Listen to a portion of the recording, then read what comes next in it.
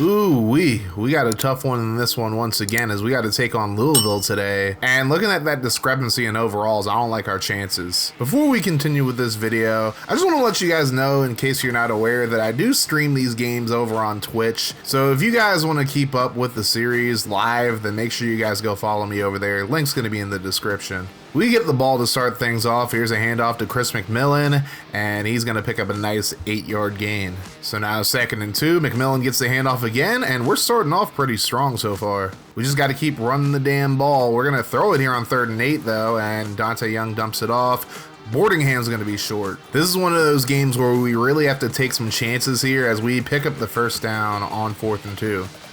So now 2nd and 10, here's Dante Young.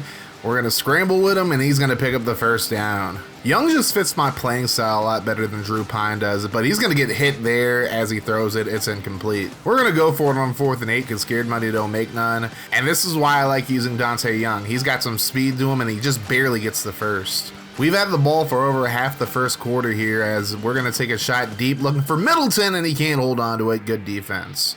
Now it's 3rd and 12, and we're looking to throw again.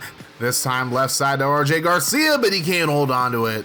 That's just one of the lovely things about having a team like this, as we just shanked the field goal. All that work to just not get any points, and now Louisville has the ball, and they're going to go to work immediately. Ball control is going to be very important in this game, as Donnie Stevens blitzes and gets the sack. Now it's going to be 3rd and 9, and Miller Moss is just going to dot us up over the middle. This is kind of how I expected the game to go anyways, but now we're not even helping our case, as Bobby Golden, the true freshman, is going to get into the end zone for the Louisville touchdown. So now we're playing from behind, 3rd and 2. We're going to give it to Porter, and a nice run to get the first. Second quarter now, 3rd and 13, and Young's hit as he throws. We got to punt it. We got to find a way to slow down this Louisville offense if we want a shot at this game, but they slowed themselves down there. So nice 3 and out there. We're going to run the toss here. McMillan gets around the edge, and he stiff arms a defender. Doesn't quite get the first, but now Alex Paget is hurt. Paget's one of our best offensive linemen, so losing him would absolutely blow, as we're going to get the first down. Now 1st and 10. Here's Young. Rolling to his right, and honestly just completely underthrew that to Hogan. That's going to get picked off, and they're going to get a nice return out of this one up to the 50. And we get really bad news, as Alex Paget is done for the rest of the season with a fractured elbow. He is a senior without a red shirt on him, so we are just going to redshirt him at this point. But even if we end up losing this game, I mean, that's just going to be a tough loss regardless, as they're going to pick up yet another first down off of forward progress. So now 3rd and 10, we're trying to get a stop here, and we're going to fail miserably once again. We just cannot buy a stop right now, as they're going to run a screen pass, and they're going to get into the end zone for their second touchdown of the game. This is going about as well as I expected it to. Can we get some points offensively at very least? We're going to run a screen to McMillan. Usually screens work for us, but not this time. It's just been tough sledding so far in this game. So we throw left side. There's a completion to Garcia. So a little sliver of hope now. 2nd and 10. Young's going to scramble to the right. We throw it right side, and that's going to be picked off.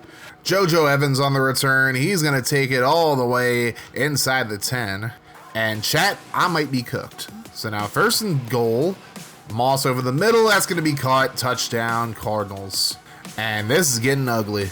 We get the football back, 4th and 10 down. We're down 3 scores, got to go for it, but then Young just overthrows the tight end. So we really just might be cooked here. Quick throw left side, that's going to be caught, and he steps out at the 1. And they're just delaying the inevitable with that one. They're going to throw right side, that's going to be a touchdown, and we are getting smoked right now. 4th and 6 near midfield. Here's Young scrambling. We throw last second, and McMillan can't hold on to it. They end up settling for a field goal right before the end of the half, and we are down 31-0 at halftime. We're just going to expedite things from here, as we really just didn't stand a chance against Louisville. Like, Chris Bell's just running all over us as he gets to the 2. And then 1st and goal, Moss throws left side. He's going to complete it, and that's going to be a touchdown. 38-0. I mean, this is just embarrassing. But here's McMillan getting some yards on the ground, showing a little bit of life, even though we're getting blown back right now. Now 2nd and 1, a little screen pass. Amatri up the left sideline, dekes out a defender, and Amatri will get our first touchdown of the game. At least we didn't get shut out. I can say that at least, as McMillan's going to punch in another touchdown. We're still showing some fight here. After a failed 2-point conversion, we're going to go with the onside kick here. It's going to bounce, and it goes off the leg of a Louisville player, and we recover it. I really wish I could tell you that this turned into a hell of a comeback, but quite literally on the very next play, we throw a pick. Louisville would kick another field goal to make it a 41-13 blowout victory over us. And I was really hoping that we'd be able to make this a game at some point, but unfortunately that just was not the case. Dante Young had a rough game, 15 of 41, 147, a touchdown and 3 picks. We did put Drew Pine in the game, but he went 1 of 3 for 3 yards, so he didn't really do a whole lot. Surprisingly, our running game was pretty good, as Chris McMillan ends up getting 103 yards and a touchdown on 14 carries. And Markel Porter, 68 yards on 12 carries. And Nakai Amatri did most of the work receiving, getting a touchdown and 48 yards and 5 catches. And Donnie Stevens did his part, getting 12 tackles and 5 TFLs along with a sack. I inadvertently kind of broke a rule of the Nuzlocke. Austin Dendy was my kick returner today. I thought I took him off kick returns, but I guess I didn't. That's my fault for not paying attention to that. But what I will also say is sometimes the game will just do what it wants to do and put guys like Dendy in who aren't supposed to be playing. So the most I can do is just not utilize them as much as possible, because I can't very well edit real players in this game. The game doesn't allow you to do that. But once we start getting recruits and then they start being a part of the deaths, then I'll be able to control it more by like nerfing their ratings so they don't come into games. But this man Miller Moss absolutely ate our breakfast today. On a positive note though, at least we kept them from running the ball on us. That doesn't really matter if you can't stop them from throwing on you, and we failed to do that. So, I expected to lose this game, and we lost it pretty badly. And with one of our players being out for the season in the game, we're losing 2 players today. Or that's what I thought, at least, until I look at our injury list, and Alex Padgett is nowhere to be found. But in the grand scheme of things, I saw that he was out for the season in the game. You guys saw it. So I'm going to respect the game and just redshirt him since he is a true senior. So that's now 3 deaths so far in the game. Sucks losing Alex Padgett because once again, he's one of our highest rated players and one of our best offensive linemen. But the show must go on, and that's part of Nuzlocking. So now we go to the Wheel of Death, and we'll see what it's going to land on for us. And it is going to land on strong safety, just barely. So I really don't want to lose any of these guys, but strong safety is one of my weaker positions. So hopefully it doesn't land on Lower Fills.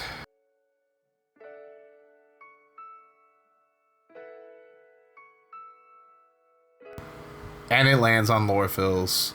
That's rough. Lower Fills was one of our highest rated players on the team and our highest rated strong safety. But this one really hurts because Lower Fills is actually from my county, which I didn't realize before I started this dynasty. So that sucks. But we got to keep on moving forward, unfortunately. And next up, we take on the Ohio Bobcats in our first MAC game of the season. We're pretty equally matched as we go into this one, as they're going to start off with a big run, picking up the first down. So now 1st and 10, quick throw on the RPO, they're going to pick up another first down. So once again, the defense is struggling early. Got to figure out how to get our defense together, as we're going to give up another big run and another first down. 3 first downs on the first 3 plays from scrimmage in the game, but we do get a stop here. So now they'll have to settle for a field goal, kick is up, and it's good. 3-0 Bobcats. So now we're on offense. Dante Young under pressure, hit as he throws, we go 3 and out. We can't have too many of those types of drives here as we get a big stop on 2nd and 11. 3rd and 14 now as we look to get off the field defensively, and he's hit as he throws, we get the football back now. So now 3rd and 14, we're in good position to get some points, but Young is hit as he throws once again. So now we got to try a 55-yard field goal, and it's going to be just short.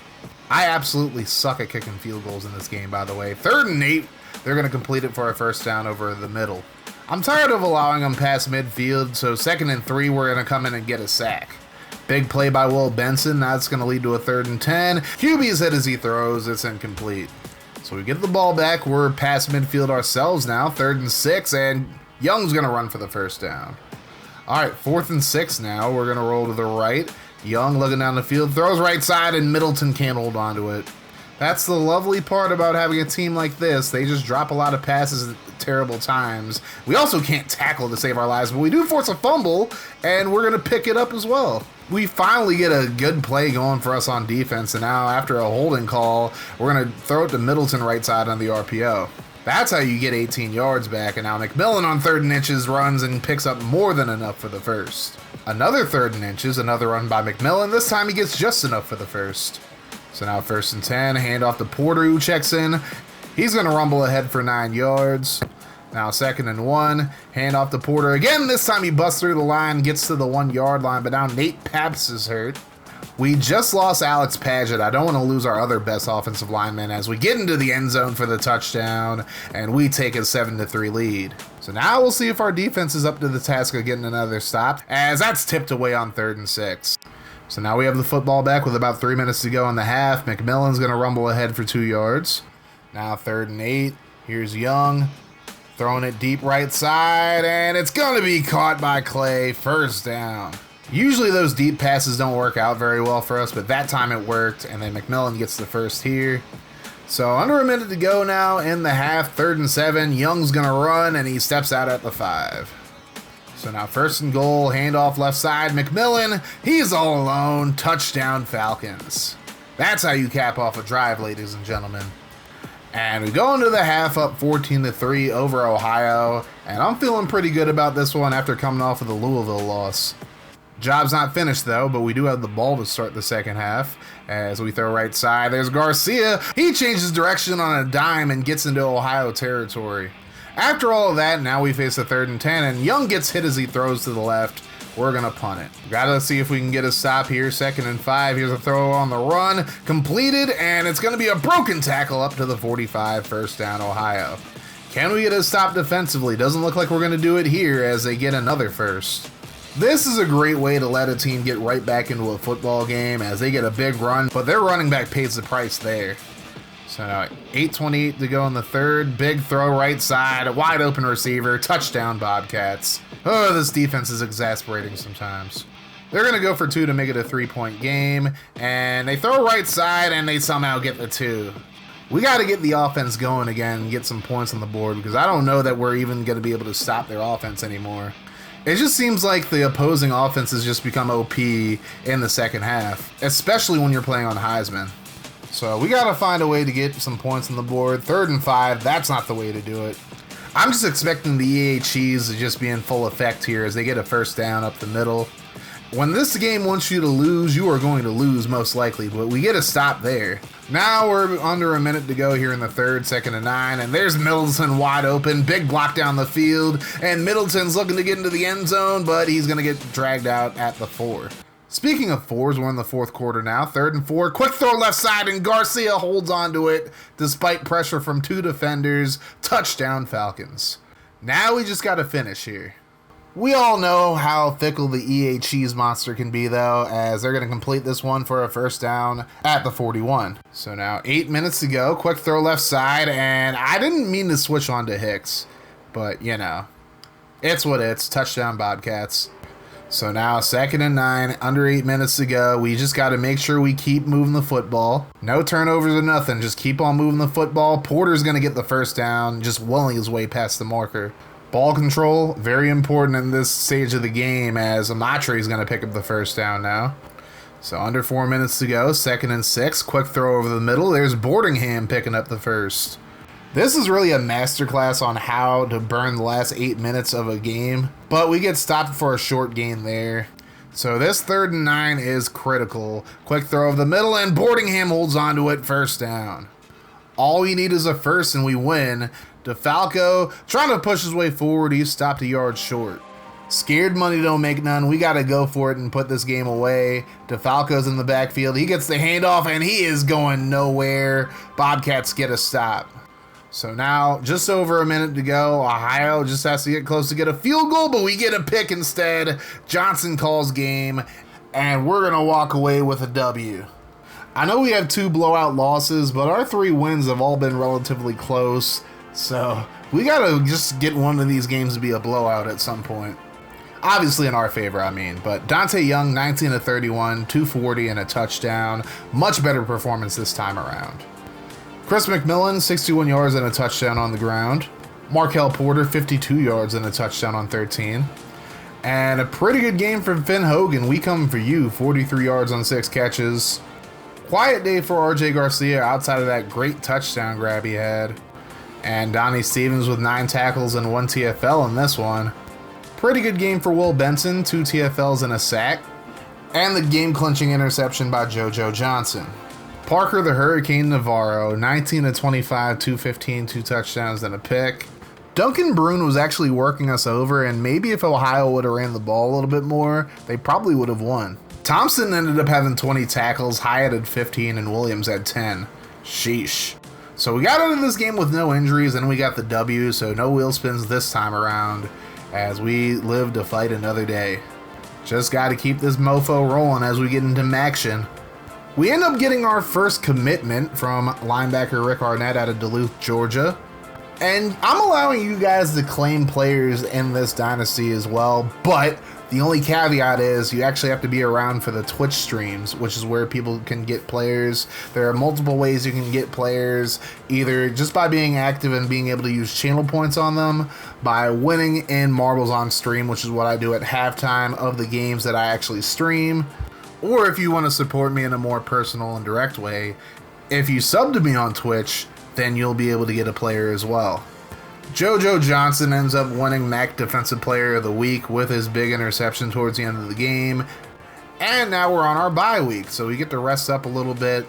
I'm not going to get too deep into recruiting as far as these videos are concerned. If you guys really want to see what's going on with recruiting, I would very much recommend you guys check out the Twitch streams. I'll have the VOD saved and whatnot, so they'll all be over on Twitch if you guys want to go check them out. My Twitch streams are pretty wild, so just be forewarned. Viewer discretion is very much advised for my streams. But I will show you that I am going to upgrade the coach a little bit, Coach Nelson Bullock.